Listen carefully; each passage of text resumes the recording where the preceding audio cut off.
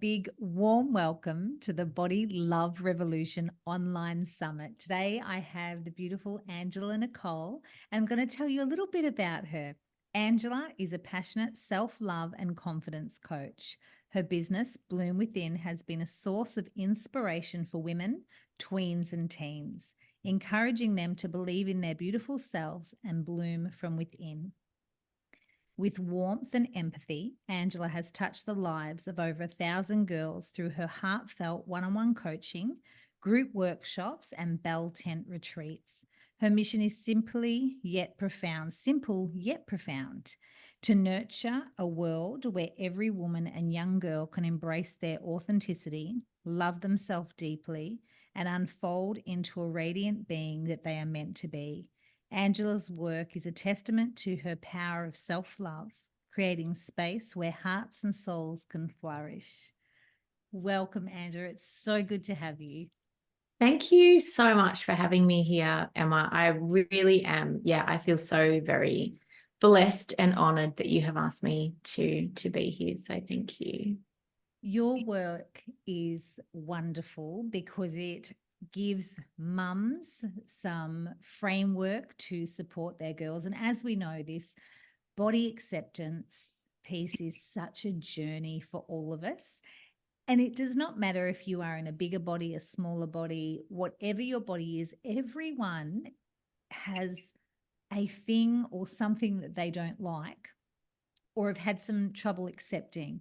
So your work is beautiful because the mothers and the daughters educating both. What beautiful work. And I think of, my own daughter, and I think it's wonderful that Ruby knows the work that I do as well. And it's lovely just to have some really great language together that we use so we understand each other, and just helps that process of, like you say, girls blooming.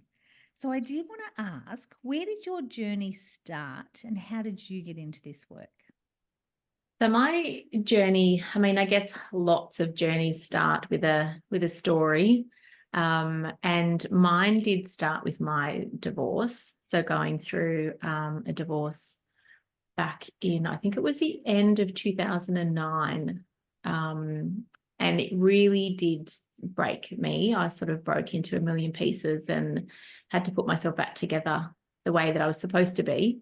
So I'm very thankful for going through that. And I'm very thankful for that journey. I can look back on it now and say, yeah, I really, even though it was tough, that's sort of why I do the work I do now. And I do remember at one particular point thinking, who's going to love me now? Am I that unlovable?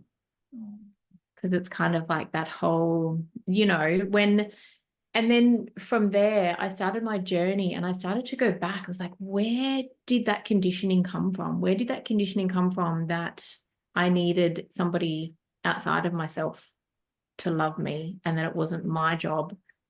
Because that's what I felt. It was like, well, it's not my job. I need somebody else to love me. So now that I don't have anyone, who's going to love me? Like, I'm completely unlovable. And thanks to Louise Hay's work and her book, You Can Heal Your Life, that's when I started my self-love journey.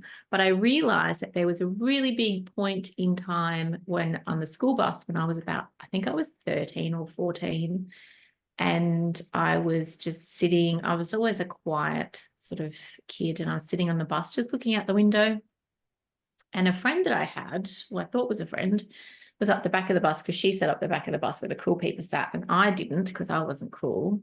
But she sort of stood up on the bus and announced, Angela loves herself and thinks she's better than everybody else. And I was just sitting there looking out the window, and I remember being mortified and shocked and wanted the ground to open up and just take me. And I just remember from that point on thinking, that's a bad thing to love yourself. It's a bad thing.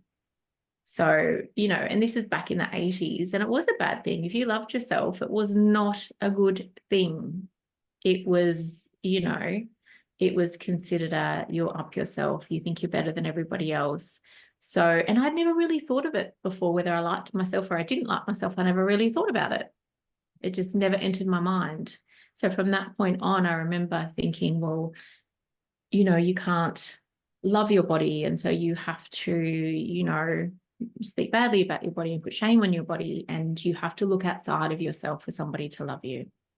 Mm. And so, yeah, that's kind of where it started. But then that really big point in my life was my divorce, thinking, gosh, now what? And so that started my journey towards self-love and realizing that it actually was my job all along to love myself. And so that's why I felt it so important to teach it. I was like, if someone had taught me this when I was younger, my life would have been, well, I probably wouldn't be doing what I do. So really, Yeah. so I'm very thankful for my journey. And so now I wear my t-shirt loud and proud. Self-love is the best Self-love. kind of love. That is beautiful. Mm, And I believe that's probably the work that you do now. So if you had when you have one of your girls sit in circle or one-on-one coaching and she articulates a story like that, you're able to then give her some feedback and talk about that and unpack it. mm, But you're right, in the 80s, 90s, 70s, and definitely our mother and grandmothers, mm-hmm. it wasn't okay to love yourself. What even is that? And no one spoke about it. And in those formative years, you take things as gospel. Like Yeah. things kind of get put into, things will happen. And because you are a teen or a tween, Mm-hmm. you just take, then that becomes your truth, your belief. Oh gosh. Do you ever have girls that you work with that will explain it, just a statement or a line that's been said exactly like your example of your own journey? Because I can think of a girl, I can see her right now and what she said to me in those years. And it's nothing against them. They're teens too and finding their Mm. emotional way.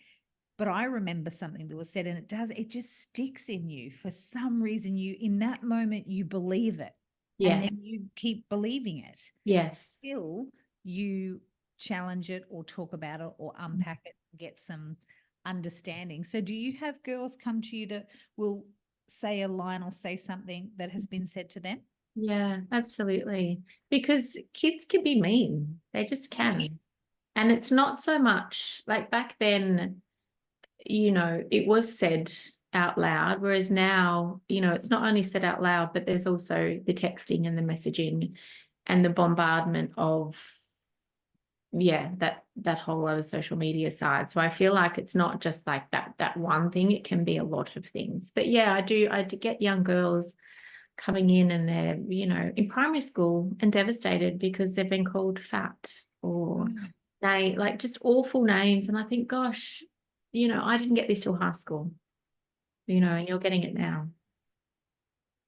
I Mm, listened to something interesting about that the other day too, and I know observing children and teens, and I remember myself, and I heard something that was just interesting that that whole girls go through that stage where they start to think they're fat at a certain age, that mm, 20 age.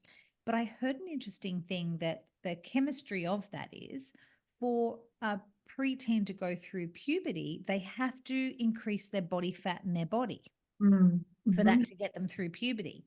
Yeah. I was like, that would have been really helpful to know when I was 13 and started to get chubby for the Mm, word, because or 12, whatever I was, 12, 13, because I needed that to happen for me to then get into puberty. But I remember going through that, and that was the first time in my body story that I actually said I'm fat. If only the education were there to say yes, because you need to get through, because you're going to have your period soon and this is all part of it. But you don't know that. You just think you're fat. And of course, kids have no filter no. and they say things because they don't have the maturity either. But like you say, your example, you got off the bus, whereas now, and it didn't start until you got back on the bus, per Yeah. se. I got to go home and yeah. Whereas now, there is no break. Yes. It's relentless. Mm, Yeah. mm, As far as a parent goes, navigating that and time that you give children access to their devices is really challenging yeah. because they need their device for homework and they could be, yeah. Mm. Very, very tricky. So, lessons you've learnt in raising your daughter and her body image, your body image, what's been the lessons there as a mum? So I made a commitment when, because I had my son first, and I was like, okay, this is easy. Um, it's just easy raising boys, don't have to worry about anything. And then when I was pregnant with my daughter, I thought I was having another boy. And then when she was born, and I was like, oh my God. And I was really scared, like really scared, because I thought, how do I raise her to love herself when I don't love myself? Like, how do I instill that in her when I don't? And yeah, so it was very, very scary. And I remember in hospital when she'd cry, I was like, oh, like, why is she crying? And I remember a nurse going, is this your first? I'm like, no, but she's a girl and I don't know what to do. I had Never this, cry. yeah. And she has been my absolute biggest teacher, because I felt like I had to fake it till I made it. I had to, really, like, my real self-love journey didn't start until after my divorce, but I was starting that journey since having my daughter as well. It was kind of like just a nice little journey, but the real stuff happened sort of after the divorce. But I made a commitment to myself to not talk about my body and not shame my body and not, put myself down in any way, shape, or form in front of my kids. And I've kept that. Yeah, I don't think I've ever said anything about my body or how I look or anything. It's just the most least, it's a boring topic. It's kind of like how we feel and, the legacy that we want to leave and the kind of person that we are and how we treat other people. And that was more of the conversation than how we look. And I remember one time, because you get your kids ready and you'd put their clothes out on their bed and stuff like that, and we were going to the pool one day, and she said, oh, Mum, can I get your clothes ready for the pool? And I was like, sure. And I came in and I don't know where she'd found it, but she found a bikini. I was like, you're joking, right? And she had it on the bed and she was so excited. And I was like, I've got to do this. Like at that point, I was like, I can't say I'm not wearing that. Like, where did you buy that? Because she had one and she's like, we're going to be the same. And I was like, yeah, we are. And we were going to the local pool and I was like, I don't want to do this. But I did. And I was like, I'm going to do this because I refuse to give her any inclination that this is, not okay, because it's completely okay. Oh, Yeah. So it's fake it till you make it. Yes, yeah. 100%. And just really not making a focus on looks and appearance. It's, and both my kids, I remember I would say, we should never judge somebody, or we should never, it's not about how people look, it's how they feel on the inside and, how they treat other people and that sort of stuff. And I remember driving once with my son in the car and a group of teens sort of walked across the road and I said, oh, they look like trouble. And he pulled me up on it and he's like, how do you know? He said, we should never judge somebody by the way that they look. He said, you know nothing about them. And I was like, go you have been listening. Thank you. I love that when they pull us up. I Yeah. do too. And I give them permission to pull me up because I think it's really important for us to learn, to Yeah. always keep learning. Always, always, always. Yeah. Have you chatted to your daughter now as she's grown up and asked her experience around bodies? Has she ever shared anything with you, or it's just not a thing? It's just not a thing. It's just not a topic. It's not something that we talk about, because, and if she does say something about herself, I will just say we don't talk like that. We don't shame ourselves. We don't put our bodies down. I said, your body is beautiful in every single way. And that's just not a topic of conversation, because I just don't think it is. I think it's a boring topic. There's so many other topics out there that are far more interesting than bodies. Yes. Mm. I am learning a lot about not discussing or talking. It's such a journey for me. And like all of us, we've all had an upbringing and patterning. And the house that I was in, it was very much a topic. They're Mm. always talked about the way I was raised. And even though I had the intention that I wouldn't say things in front of my children, I have slipped up so many times. So many times. And Ruby and Sunny, both my two children, both know that this is work that I'm really passionate about, this body love revolution, and chat to both of them. And Ruby only just said to me that, this was a few months ago, but she did say to me, it always hurt me when you would say things about your body, when you Mm. didn't like your body. That Mm. really hurt me, Mum. And I was like, I am Mm. so sorry. Like, you don't even realize. And it wasn't so much, she just didn't like the fact that I was upset. And yeah, it was really quite moving. So I Mm. have definitely, now that they're older, like having lots of conversations about it now, but I was saying things when they were younger that I didn't even realize. It was Mm. so ingrained in me that I would talk about these things and didn't even realize. And Angela, I say I'm a recovering yo-yo dieter. And even now, I some days feel a little pull to relapse. Like Mm. I'll see something and I go, and I go, gosh, that marketing, that hook, that old pattern Mm. wanting to pull me back, and Mm. really having to get present and sit with myself and go, that's just an old pattern. It's just you can question that now. But that's been having kids who are older, or young adults now, having conversation with them, and we talk about it. We talk about it quite a bit. And my son, he has done a bodybuilding competition. That's all about the body. Yeah. That's so it's finding this fine line, that where it's healthy and helpful Mm.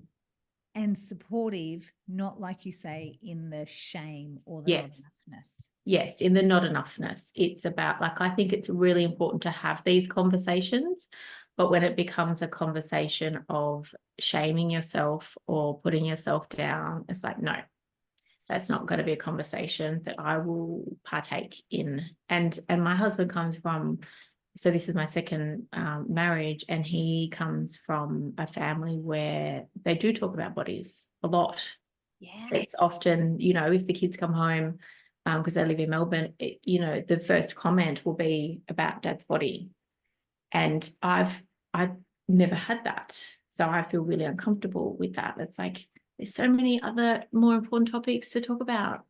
And I've said to my husband, like, he might say, after Christmas, something about his body. And I actually don't even respond. It's like he didn't talk. And he's learnt very quickly that it's just, I won't bite the bait. I won't get into it, a conversation about it. And with the silence, he's like, oh, that's right. No, I know you don't want to talk about it. I know you don't. It's not. I'm like, it's not.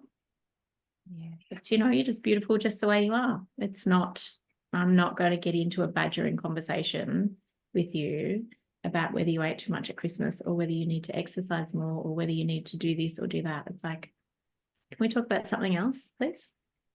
Oh, I love that, Ange. That's definitely where I'm strengthening that part of me. But I definitely feel like a little slip from my patterning, without a doubt. So I wanted to also ask you, how can we help our daughters love themselves? I think it does come from us showing them what that looks like, and from us loving our own bodies. Because a bit like your daughter, I witnessed my mum not loving herself, and that it hurt, because you think your mum is like the best thing ever. Not when you're a teenager, but before that. You do. You do. And you just put them on a pedestal, and it's like, how could you think that you weren't the best thing ever? And then, because I look so much like my mum, everyone would say to me, you look just like your mum. And then I think, well, if she doesn't think that she's pretty enough or good enough or whatever enough, and I look like her, then who am I to think differently? I must think the same thing. So I think that, our daughters really do pick up on what we're thinking and feeling about ourselves. And so I'm just fake it till you make it, Good you advice. know, Make it till you make it. because we're not perfect. And I do have those thoughts about myself. I just don't verbalize them. Yeah. So they're still there. I mean, no one's perfect. I don't know that anyone has, doesn't have those thoughts. They're there, but I try not to feed them or play into them or give them any energy. And if your daughter's watching, she's watching everything. So I would zip it when it comes to any talk negatively about bodies, even positively. I mean, Yeah. sure, if their body is strong or I just think there's different. It shouldn't be around body shapes or commenting on body shapes or someone losing weight, putting on weight, any of that sort of stuff. It's about who they are as a person. But I really do think it starts at home, and for us as mums to really focus on self-love for us so that we can actually teach our daughters, because it's very hard to be what you cannot see. Yeah. So I think that we need to be a beacon of light for our daughters. And I'll often say to mums, if you can't do it for yourself, please do it for your daughter. Yeah. So true. And it reminds me of that saying, words don't teach. So we can't tell our daughter to love yourself and be kind and look after yourself, or our sons, because exactly what we're saying, words don't teach. We have to be that. Mm-hmm. Otherwise, they get the message anyway. They do. And so it really is a reparenting and relearning to love ourselves. Yeah. I think that, both my children have been the biggest teachers in my life, but especially my daughter, because every time I go to slip up or I just think, oh gosh, I've got someone watching me. Yeah. What do I want to teach her? So it's kind of, Yes. yeah. I do love that. And yeah, if you can't do it for yourself, do it for your children, because that's, yeah, Because we'll do anything for them. we will walk across Anything. hot coals. We will do Yes. anything. Yeah. Yeah. So, and when I say it that way, they go, oh, okay. Well, yeah, I can do it for her. I'm not doing it for me, but Yeah. I'll do it for her. I also wanted to ask, so alluding to your beautiful t-shirt, why self-love is the best kind of love? Because it's not external, it's internal. Mm, It just has to be internal. When you love yourself authentically, you will look after yourself. You will treat your body well. You will eat well. You will take your body for a walk or to yoga or for a swim and I say to my kids, or to anyone, that I exercise for mental health. I go for a walk to clear my head. It's good for my body and it keeps my body moving, because if what do they say? If you don't use it, you'll lose it. And yeah. so, it's walking to keep, my joints healthy and to keep my legs strong and to keep my arms strong and to clear my head, because my mental health is far more important than anything. And so when you authentically love yourself, you will do those good things for yourself because you know that you're worth it. Yeah. And then self-love is the best kind of love, because you'll put healthy boundaries in place to say, no, I can't do that because I'm taking myself for a walk, or I'm taking myself to yoga, or I'm going to meditate, or whatever it is. And you're actually showing those around you what self-love looks like because you're practicing it. And no one can do that for you. No, they can't. No one can do those things for you. It has to come from the inside out. It's not an outside in job. And I'm constantly saying that it's not outside in, it's inside out. I do love the reframe of your movement is for mental health.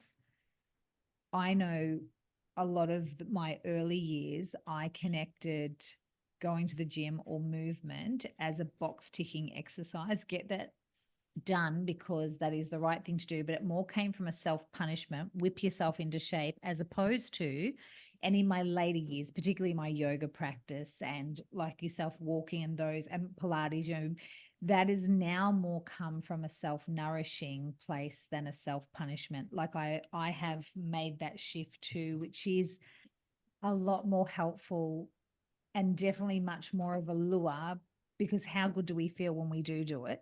Yes.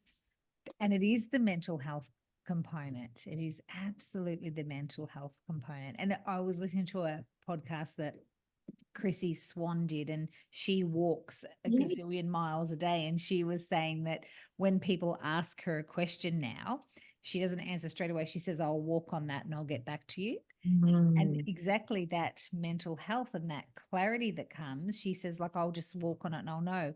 And exactly like you said, Angela, putting boundaries in place, because when self-love is inside, not outside, you can put boundaries in place.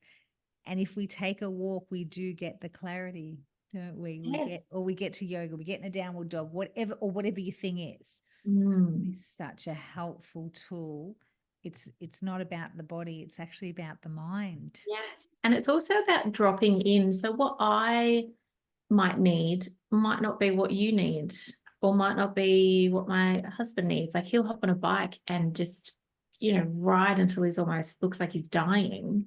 I mean, I couldn't think of anything worse if I did that. I don't think that would be good for my mental health. I love and need to walk in nature.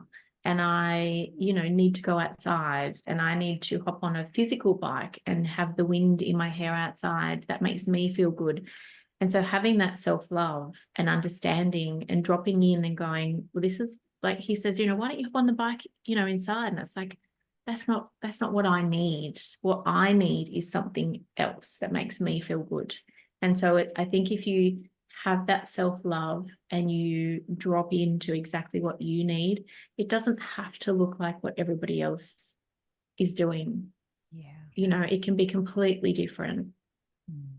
And it Yeah. doesn't have to be in all the gear either. You don't have Mm. to have the latest, fanciest clothing either. You do not have to have the fancy yoga mat. Like it just doesn't have to be, does it? No. And that's where sometimes I feel in the past I may have got caught feeling like you have to show up a certain way when you actually don't. Yeah. Any kind of movement is great for the mind. And the more that you drop into self-love, the more those layers, because I used to be like that too. I was exactly like that, Mm. because it was all about the external, not the internal. And so, but the more that you drop into that self-love, the more those layers, I don't know, they just peel away to a point of like, who cares, really? It's irrelevant. Yeah. So irrelevant. Yeah. And that's getting to that beautiful wise place and exploring. And that's why the work you do with girls, how many times do we say, if only I had have known this when I was younger, how blessed girls are to come through the Bloom Within program and their Mm. mothers to have that knowledge and that connection. So they've got a great place where they can connect and be on the same page. How wonderful. Yeah, it's very, very special. Angela, we know that you have just recently had a very special birthday, just last week. So I Yes. do want to ask you, how do you feel about the beauty industry now that you are in this beautiful fifth decade of life? How do you feel about the beauty industry? I feel like, yeah. So what are we? Are we Thursday today? Yes. Yes. So it was exactly a week ago. Last Thursday, I turned 50. Yay, happy Um, birthday. Thank you. And I feel like when I was 30, I remember turning 30, thinking that I had to have my kids. I had to have 2 kids, house, all the bits and pieces, all done, dusted, married, everything by the time I'm 30, because from 30 onwards, well, it's, that's it, you're done. And I remember turning 30 and I didn't want to party. I didn't want anything. My husband at the time was going to New Zealand for work. And I was like, we'll just go to New Zealand. Like, I don't want to be around anyone. It's not, I'm going to wake up and feel old the next day. So let's not celebrate that. And I remember, so silly, like so silly. And I remember waking up and going, I don't feel any different. And I was like, what was the rush? Like, I was Yeah. like, I just don't understand what that was all about. And then turning 40, I was excited. And I was like, okay, this is, I'm going to learn to start to accept myself. Like, because I'd really just started this journey, like really full on. So I was like, okay, I'm really going to work hard at accepting myself. But I still had a bit of a bumpy road, at learning to accept myself because I was single and I had to learn to love myself. And I knew I had to stay single until I loved myself. And I stayed single for nearly 7 years. I was like, 2 years, give me 2 years, I'll get this down pat, and and 6 years later, but You're I a was, slow learner. You're a slow yeah, learner, yeah, Angela. that's right. But I realized when with my now husband, he said to me, why did you stay single for so long? And I said, I wasn't single, I was in a relationship with myself. And that was the most important thing for me, that I knew I had to completely be okay with me and fall in love with me, because you cannot love somebody who doesn't love themselves. Yeah. And I'm such a big believer in that. You cannot love someone that doesn't love themselves. It's like always going into this empty place. And that's a person I was before, always wanting somebody else to love me. Whereas I was like, I need to show up single and whole. It's like, you don't complete me. No one will ever complete me. I complete me. Mm. You're just a cherry on top. Like, you're a beautiful addition to my life. You're not the other half of me. Because when my marriage fell down, I felt like I lost half of me. Yeah. And so I was adamant that I'm single and whole. And even in our marriage vows, we've been married 3 years. In my marriage vows, I said, you do not complete me. Oh, I complete me. yeah. And that I promise to keep working on myself and keep learning and keep loving myself, because it's not your job, it's mine. Yeah. Because I'm going to show up as the best version of myself, and I will be a better person, a better mother, a better wife, a better friend, a better everything when I can show up as that person, rather than going, okay, you do the work for me now. Yes. You love me now. You make me feel good. When I'm not feeling good, it's your fault, and you need to make me feel good. So I feel like from 40 to 50, I've done that. But I've also, along the way, I remember, I don't know how long ago it was, but I certainly remember, thinking, gosh, the lines in my face are there, and looking everywhere else and going, but you don't have them, but I do. And really just only focusing on that. It's like I never noticed them before. It's like that girl on the bus that said Angela loves herself. And I'd never thought about it before. I was like, oh, I've never really thought about that. And then I feel like when this whole beauty industry came in, that, we have to just be perfect. I'd never really thought about it before. And so I really started to scrutinize myself and my journey. And then all my friends started talking about it. And I was like, I've never thought about it. Is that something I should be thinking about? And then really started to scrutinize. And I really started to go down not a good way, just in my mind. It was like that was the only thing I could see. And I thought, well, hang on a minute. I never saw that before. So, whatever you focus on is where you'll be. And so I really had to sort of do some work around that. And now I just don't care. And it's really lovely that I love my legs 11, they're there. And my smile lines and my wrinkle lines. And, I really look forward to going grey. Well, I'm sort of a little bit grey, but, growing my hair out one day, and just because, again, I had to make peace with it, thinking, okay, well, my daughter's watching. Yes, coming back to that. Coming back to, okay, well, she's watching. So what am I going to teach her by doing this? And I'm going to be teaching her that it's, that I don't, but I also, it's such a funny subject, because I color my hair. Do you know what I mean? So I'm already sending a signal of grey hair isn't good. We have to color our hair. So it's such a tricky subject, and it's not just cut and dry, but I just think if you do it from a place of love and not from a place of, I will love myself more when I do this. Like if you already love yourself and you want to do that, great. But rather than from a place of lack of, I need to do this to feel better about myself. I think the beauty industry gets to you from a place of lack. Yes.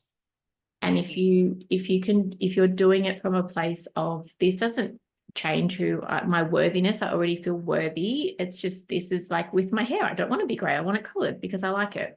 And so if you're doing that because that's what you want to do and it has nothing to do with your worth, then I think that's great. But I know for me, if I did it, it would be from a place of lack. Yeah.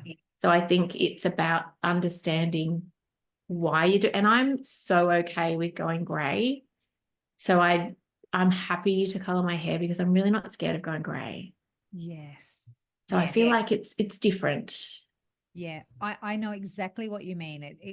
And I feel like as long as our eyes up and ears are up and we're around the beauty industry, around beauty standards, and we can see it for what it is, and we don't get caught with the cheeky marketing, the lack marketing. Yes.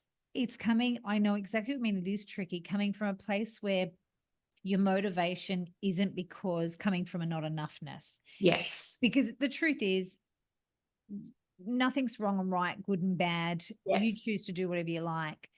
But when it does come from a place exactly like you're saying, or and I gave an example a couple of weeks ago on my podcast. A dear friend of mine shared this with me. And this is the bit where I go, that's the bit of the beauty industry I don't like. And the story is she went in for one of her most favorite things to do. She is a solo parent. She runs 2 very busy restaurants. She owns them and runs them. And she went in to have a facial. One of her favorite things. She said, I'll treat myself. And she got there and the nurse beauty therapist said, oh, you look really tired. And she walked out with fillers. And we talked about that. And I said, this is the bit where wouldn't it have been nice if that beauty therapist nurse had said to her, you look really tired. While I do your facial, you have a nap and I won't disturb you. You know what? You just need a nap. You know, you're an incredibly busy person. And I think that's the bit that I don't like. Yes. Instead of having a nap and having some self-care and some self nurturing, no, we'll just pump that up, fluff that up, and you just get on with it. Yeah. And I think that's the bit where I went, oh, and that's the bit of the beauty industry that I don't like, which is it's wrong, it's broken, it's not good enough, it's not. Yes. And we're gonna change it. Yeah. And that's a bit like, it's everywhere. It's not just the beauty industry. It's not just the fillers and the Botox. It's even when I went to the dentist, like I've got overcrowding in my bottom teeth. And he was like, we can fix that. And I was like, is there a problem? Yeah. And he said, oh no. And I was like, well, why does it need fixing? Like, I'm not broken. Yes. He was like, well, it's overcrowded. Like, we'll fix it. And I was like, but is it structurally, like, is there something wrong? And he said, no, it's just cosmetic. And I said, well, no, thank you. I like my overcrowding. It makes me who I am. Yeah. But I could have, if he had said that to me years previous, I would have walked out there feeling like I wasn't enough and that there was something wrong with me. And, Then and being the same thing, conscious of it, and really conscious of it. And the same thing happened to my daughter when I took her in. She had something happen, a tooth wasn't coming through. And so we had to take her to a specialist, and we went in and saw him, and he was, braces and all the rest. And I said, does she need the braces? And he said, no, but it will make her more beautiful. And I was like, I cannot believe you just said that in front of my daughter. And I said, she's beautiful just as she is. Thank you very much. And I walked out and never went back. And it's those messages that I don't agree with. It's like, it's not, because I could have my teeth straightened, but if I don't love myself, that's going to do nothing. I can have my hair colored, but if I don't love myself, it's going to do nothing. It's an inside job. It is totally inside out. Yeah. this is why I Bloom Within your program, working with girls and working with mums, because that example is so beautiful, because mums need to become advocates of their daughters when something like that happens, the whole fixing of whatever, or the whatever messaging is, and it's not because something's actually medically wrong. It's No. a cosmetic thing to our young girls. That's where mums, well done, Angela, standing up and being an advocate for your daughter. Mm. I don't think I would have been that quick on my feet. I would have went, oh, okay, well, Yeah, I was would have been. pretty good. Yeah. I Mm. love it. So tell me, Angela, if women want to get in touch with you, I will put your notes in, but what's the best way that you work with mums and daughters together around these topics? What have you got on offer? So I do have my Empower Me Within program, which is an online program. Well, I do it in person, but it is available online as well. So you can just go to my website, www.bloomwithin.com.au, or you can find me on Instagram or Facebook and just message me, and I can let you know how you can do that program online together, because it's a program for the girls, but it's also got the parent videos as well. So you're learning together as well. And there's an art and craft activity to go with each lesson. Yeah. And my favorite thing was a mum sent me a message around the self-esteem lesson, and they made a self-love jar, and they both made one. So it wasn't just the daughter, the mum said, I made one as well. And it was so special because I need this as well and I'm learning alongside my daughter. So that was really beautiful. Oh, wonderful work in the world. Thank you. And for everyone, if you didn't quite catch what Angela just said, there will be Angela's details alongside this beautiful interview. But thank you, Angela. I've absolutely enjoyed our conversation. I've learnt some things. So thank you. And I'm sure all the other mums will get some great tips too. But I love that. Loving yourself from within, zipping it.